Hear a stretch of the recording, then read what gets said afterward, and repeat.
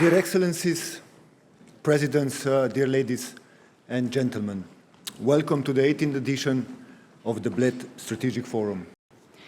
No global challenge today can be properly addressed with global action. And no global action can be prepared and carried out without solidarity and compromise.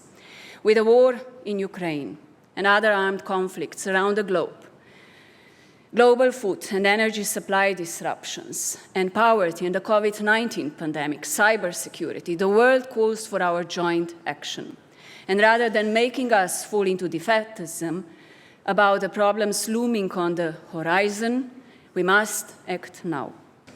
Climate change is not something that any of us can escape. It is here, it is happening, so it's not enough to clean our energy sources, it's not enough to switch on electric cars, it's not enough to eat less or even perhaps no meat. And we will have to do all of these things in the next years. We will have to change our consumption patterns, our consumer behavior, all of it. And still, it's not going to be enough, especially not for our children. And we owe it to them that we do all of those things. But still, we need to put in place mechanisms how to adapt to the catastrophes as the one that hit Slovenia 3 weeks ago, because they will happen. No, enlargement is no longer a dream. It's time to move forward. There is still a lot of work to do. It will be difficult.